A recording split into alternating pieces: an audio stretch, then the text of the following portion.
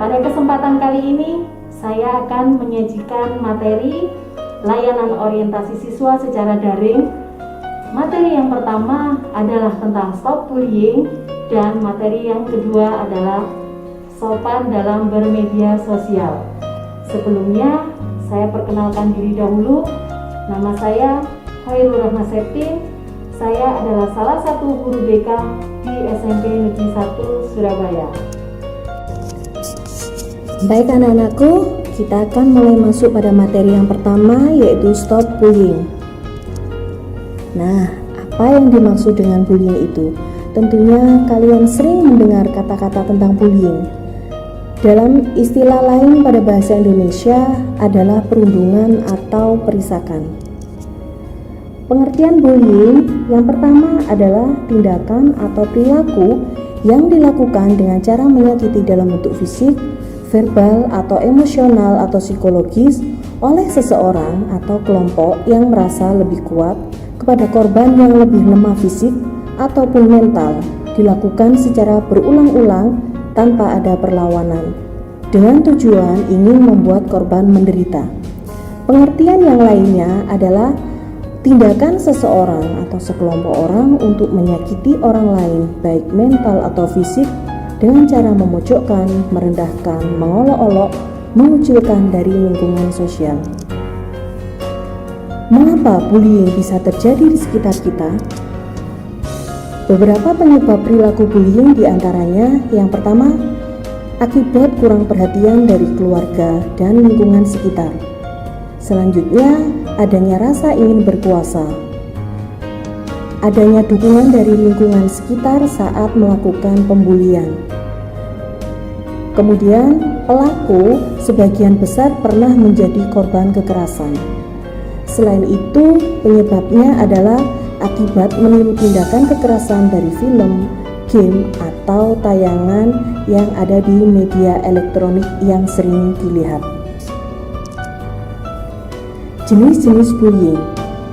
Bullying ada beberapa jenis. Yang pertama, bullying secara verbal berupa julukan, celaan, fitnah, kritikan atau penghinaan, dan lain sebagainya.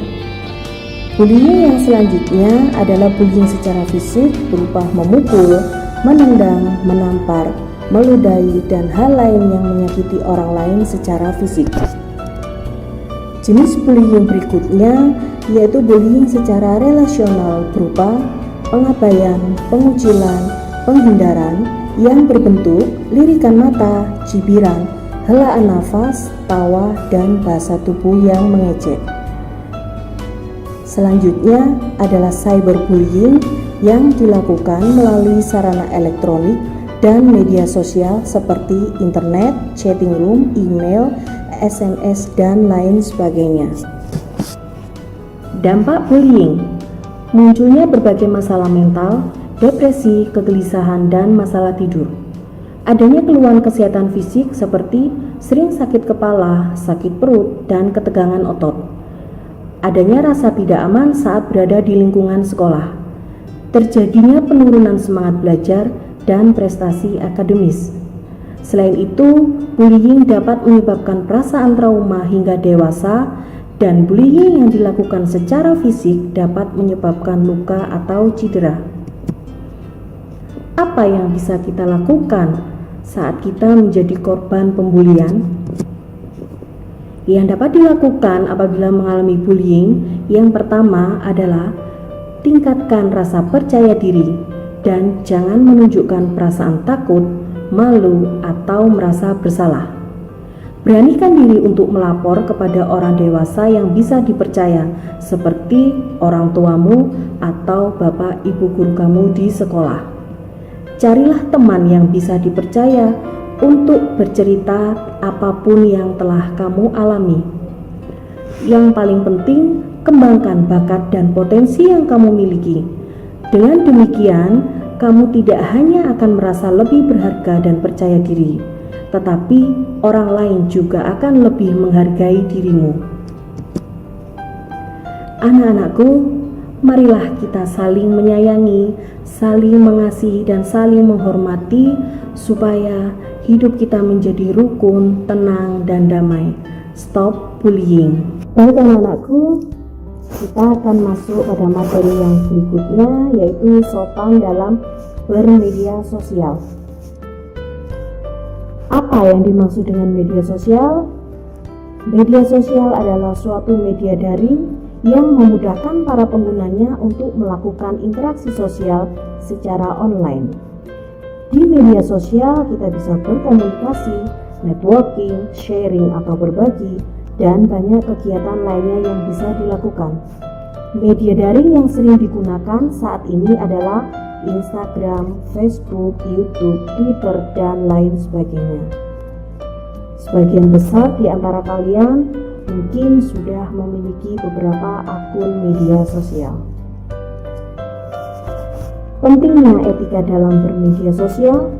Hukum yang mengatur perilaku setiap warga negara dalam menggunakan media sosial sudah diatur dalam Undang-Undang Republik Indonesia Nomor 19 Tahun 2016 tentang Informasi dan Transaksi Elektronik pada pasal 45.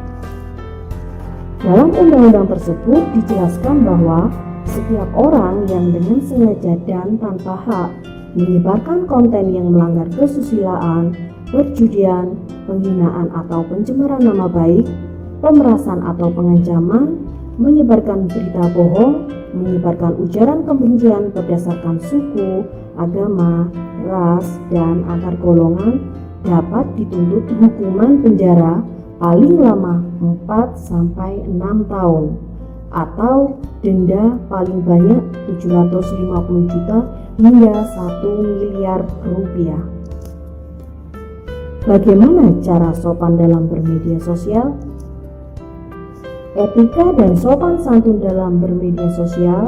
Yang pertama, gunakan bahasa yang tepat, sopan dan santun dengan siapapun kita berinteraksi. Kedua, menghargai privasi orang lain dengan tidak mengumbarnya di media sosial, sekalipun hanya untuk bercanda atau bergurau yang dapat menyebabkan orang lain merasa tersinggung privasinya. Ketiga, hindari menuliskan atau berbicara atau menuliskan kalimat yang mengandung unsur suku, agama, ras, dan antar golongan. Keempat, tidak membagikan konten atau berita ataupun gambar yang mengandung pornografi yang dapat membuat seseorang merasa dihina, dilecehkan, dan lain sebagainya. Kelima, hindari untuk update status yang rawan dan bersifat privasi diri kita, misalnya sedang galau, jengkel, sendiri di rumah, atau sedang mengambil uang di bank, dan lain sebagainya. Update status seperti ini berbahaya apabila ada orang yang berniat jahat terhadap kita. Dan hal-hal pribadi sebaiknya tidak diungkap lewat media sosial karena hal tersebut dapat membahayakan. Yang keenam, hindari menghasut orang dan menebarkan kebencian. Hindari mengupdate status atau memberi komentar yang dapat dianggap sebagai hasutan dan menyebarkan kebencian atau permusuhan, baik itu kepada seseorang atau kelompok tertentu.